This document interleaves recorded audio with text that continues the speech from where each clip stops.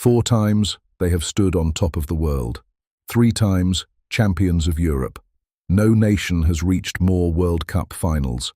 And yet, this is not a story of effortless greatness. It is a story of a country torn in 2 and then in 3, of miracles born from rubble, of cruel defeats that should have broken them, and somehow never did.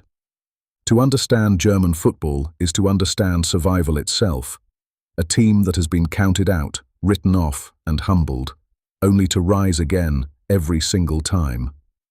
But it did not begin with glory. It began with defeat. The 5th of April, 1908. In the Swiss city of Basel, Germany played its very first official international match. They lost, 5-3. It would not be the last time Switzerland stood across from them at a defining moment. In those earliest years, there was no manager, no master plan. The players were simply chosen by committee, sent out to learn the game the hard way. And learn it they did, often through heavy defeats to the English, the masters of the age. Yet there were flashes of something fierce. In 1912, they struck 16 goals past Russia, a record victory that still stands to this day. The raw material was there. It only needed shaping. In 1926, a schoolteacher named Otto Nerz became Germany's first true manager. The Great Depression kept them from the very first World Cup in Uruguay, but on their debut, in 1934, they finished 3rd. Then came Sepp Herberger, the man who would shape German football for a generation. In 1937, his side thrashed Denmark 8-0, earning the nickname the Breslau 11, remembered as one of the finest teams of the era. But the darkest years of the century were closing in. After Austria was absorbed into Germany, its players were forced into a single, uneasy team. At the 1938 World Cup, that fractured side fell at the first hurdle, Germany's worst result for 80 years, and then the football stopped altogether. By 1942, the national team had ceased to exist. War had swallowed the game whole, and when the guns fell silent, Germany was barred from international football until the end of the decade. When the team returned, the nation it represented had been torn apart. In the West, the Federal Republic. In the East, a separate state, with a separate team. And for a time, a third, the Saarland, under French control, fielding its own side, coached by a young man named Helmut Schön. One crest had become 3. A people divided by walls and ideology, no longer sure of who they even were. And yet, against all reason, in the most unlikely place imaginable, came a miracle. The final of the 1954 World Cup. West Germany, captained by the great Fritz Walter, stood before the mighty Magyars of Hungary, the finest team on earth, unbeaten in 32 matches, and led by the incomparable Ferenc Puskás. Within 8 minutes, Germany were 2 goals down. The result, it seemed, was a formality. But this team did not know how to surrender. They clawed their way level. And then, with just 6 minutes remaining, Helmut Rahn struck the goal that would echo through history. 3-2. They called it Das Wunder von Bern, the Miracle of Bern. More than a football match, it gave a shattered, divided nation something it had not felt in years. Pride, hope, a reason, once more, to believe. From the rubble of defeat, a champion had risen, but the miracle could not last on willpower alone.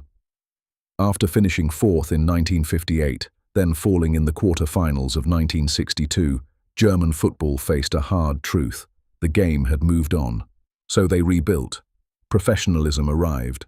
A new national league, the Bundesliga, was born. And in 1964, Helmut Schön took the reins. 2 years later came Wembley, the 1966 World Cup final against the hosts, England. The match drifted into extra time, and then the most contested goal in the sport's history. Geoff Hurst's shot crashed down off the bar. Had it crossed the line? In Germany, they swear to this day that it did not. England were crowned champions. The Germans were left with a wound that would demand revenge. Revenge came 4 years later, in the heat of Mexico. the 1970 quarter-final, England again. 2 goals down, the Germans refused to fold, storming back to win 3-2. The old wound, at last, avenged. Then came the semi-final against Italy, a match so extraordinary it earned a name of its own, the game of the century. 5 goals shared in extra time. And amid the chaos, an image for the ages, Franz Beckenbauer, his shoulder dislocated, his arm strapped across his body, refusing to leave the pitch because his team had no substitutes left. Italy edged it, 4-3. Germany took 3rd place, with Gerd Müller finishing as the tournament's top scorer. They had lost, but the world had seen their soul, and Beckenbauer was only just beginning. In 1971, Beckenbauer took the armband, and German football entered its golden age. At Euro 1972, on their very first attempt at the tournament, they swept aside the Soviet Union 3-0 to be crowned champions of Europe. A side many still call the finest the country has ever produced. 2 years later, as hosts, they chased the ultimate prize. The road was not smooth. They even lost, symbolically, to East Germany along the way. But in the final stood Johan Cruyff and the Netherlands, with their mesmerizing total football. The Dutch scored a penalty inside 2 minutes before a German had even touched the ball. Yet West Germany answered. Paul Breitner levelled from the spot, and Gerd Müller, who else, struck the winner just before half-time. 2-1. European and world champions. They had conquered everything, but staying at the summit proved harder than reaching it. At Euro 1976, they fell in a penalty shootout, yet they remained relentless. Euro 1980 brought another European crown, a 2-1 victory over Belgium. Then came 2 World Cup finals and 2 heartbreaks. In 1982, after surviving an astonishing semi-final shootout against France, they were beaten by Italy. In 1986, in Mexico once more, they fought back twice against Diego Maradona's Argentina, only to lose to a late, decisive goal. Runners-up, again. And through it all, the ghost of Gerd Müller loomed large, his 14 World Cup goals a record that would stand for decades. This was a team that simply would not break, and destiny, as the Berlin Wall began to crack, was about to call once more. The 1990 World Cup, a 3rd consecutive final, a feat without precedent, and this time, captained by Lothar Matthäus, West Germany would not be denied. The path was brutal, a bad-tempered triumph over the old rivals, the Netherlands, a nerve-shredding shootout against England, and then a final rematch with Argentina in Rome. It was won by a single moment, a penalty, struck low and true by Andreas Bremer, 5 minutes from the end. 1-0, world champions for a 3rd time. And there was poetry in it. Franz Beckenbauer, who had lifted the trophy as captain in '74, now lifted it as manager, the first man in history to achieve both. Months earlier, the Berlin Wall had fallen. Soon, the 3 crests would become one again. A nation and its team, finally whole. Beckenbauer predicted his unified Germany would be unbeatable for years. The truth was crueler. A shock awaited at Euro 92, beaten in the final by Little Denmark. Then quarter-final stunners, Bulgaria in '94, Croatia in '98, opponents they were expected to brush aside. But between those lows came one last roar of the old guard. At Euro 96, on English soil, Oliver Bierhoff struck a golden goal in the final to make Germany champions of Europe for a 3rd time. It was a final flourish. The team was aging, and the decline was steep.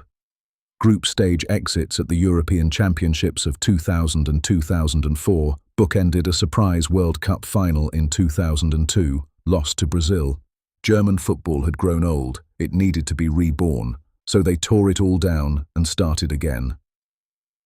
Jürgen Klinsmann, with a quiet tactician named Joachim Löw at his side, swept away the old certainties. In came youth, courage, and a thrilling, attacking style the nation had never quite seen. The stage was the home World Cup of 2006, and the country fell in love. They called it the summer fairy tale. Jens Lehmann's saves vanquished Argentina in a shootout. Berlin throbbed with a joy that felt almost new. The dream of the final died agonizingly late against Italy, 2 goals conceded in the dying moments of extra time. But the team took 3rd place and returned home to a hero's welcome at the Brandenburg Gate. Klinsmann stepped aside.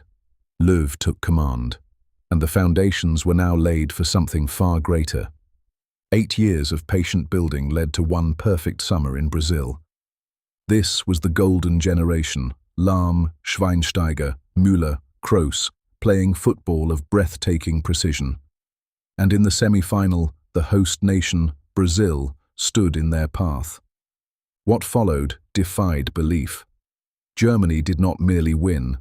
They dismantled 5-time champions Brazil 7 goals to 1, a result so staggering it will be spoken of for as long as the game is played. Amid the storm, Miroslav Klose struck to become the World Cup's all-time leading scorer.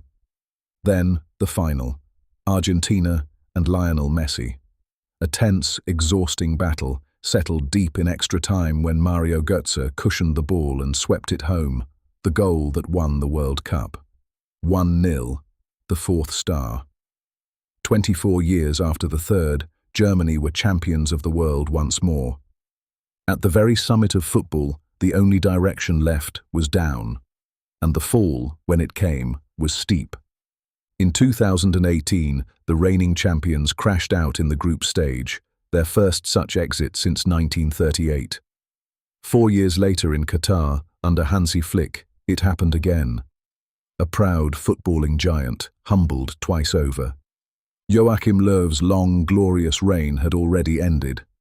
The search for a new identity began. Then came Euro 2024, on home soil, and a flicker of the old fire under Julian Nagelsmann. In the quarter-final against Spain, Germany fought to the last breath, only for a header in the 119th minute to break their hearts. So close, and yet not enough. But this is a team that has only ever risen from its lowest moments. And so we arrive at today. A new Germany is taking shape, built around the dazzling talents of Jamal Musiala and Florian Wirtz, anchored by Joshua Kimmich, and watched over by the returning Manuel Neuer. Under Nagelsmann, they swept through qualification, and now they journey to North America with one purpose: a record-equaling 5th star upon the crest. For more than a century, this team has been divided and reunited, broken and rebuilt, written off and resurrected. From a 5-3 defeat in Basel to the very roof of the world. The story is not finished, it never truly is, and the next chapter is about to begin.